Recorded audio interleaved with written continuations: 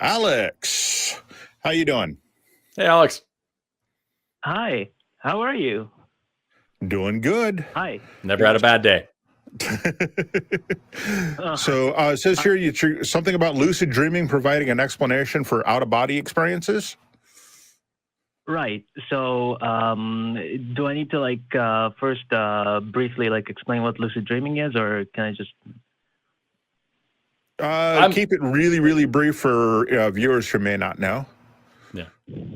Oh, yeah, exactly. So, lucid dreaming is the process of becoming aware and gaining control in your dreams, and this is an experience that can basically feel like you are in a different reality. It can feel like that, but we know that that's something that the brain does.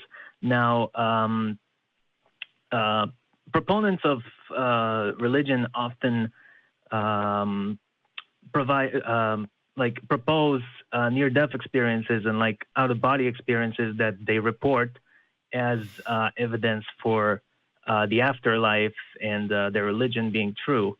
And what I'm saying is that I found out that there is a method for lucid dreaming that actually gets you to before going to the dream state, you actually there's a method where you are falling asleep, and as you are falling asleep, you are going through this um,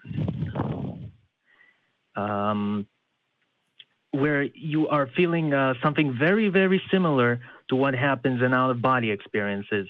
And so before you are transcending to the dream state. So that's evidence that this is something like the out-of-body experiences are something that the brain does. That's good evidence against the what proponents of religion claim.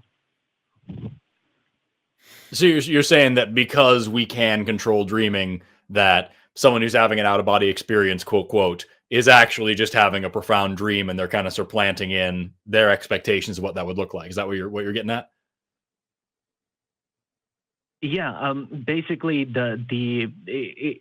it's kind of evidence that that the out-of-body experiences that they report is something that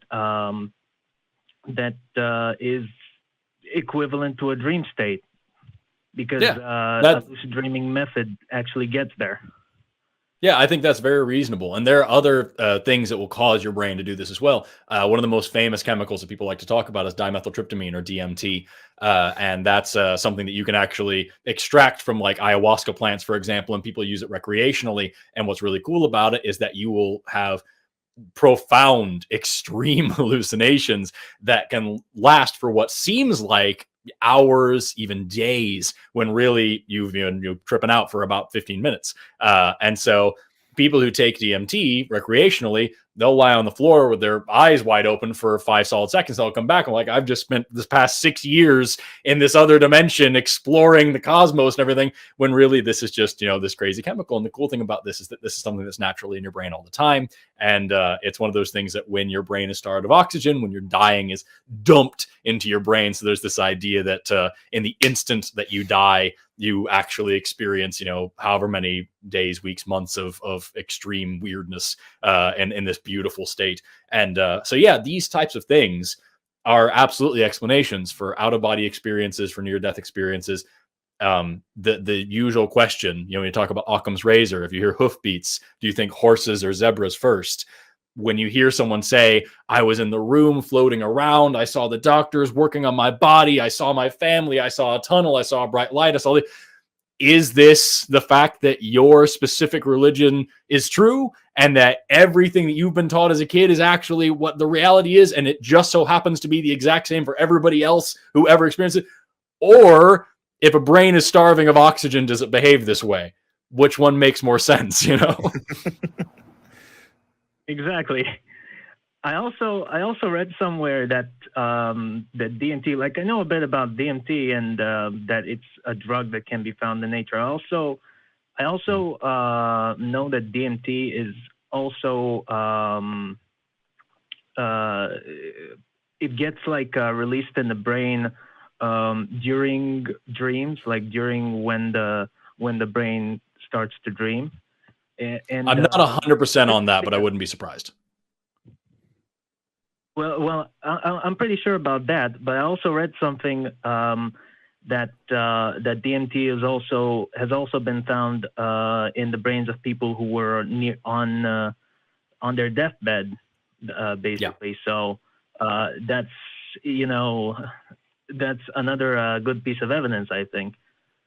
Absolutely. Yeah. It's just one more reason why when we hear these fantastical claims, there is always a naturalistic explanation. It's not boring. It's not mundane. It's fascinating. It's beautiful. It's just not magic, you know? Exactly. All right, Alex. Anything else for us? No, I think that's pretty much it. All right. Well, thanks so much for the calling call. us, man. That was a thought-provoking thing to bring up. Thank you so much. I appreciate it. Have a good one. All right. Thank you for taking my call. Absolutely. All right. What a nice guy. Yeah.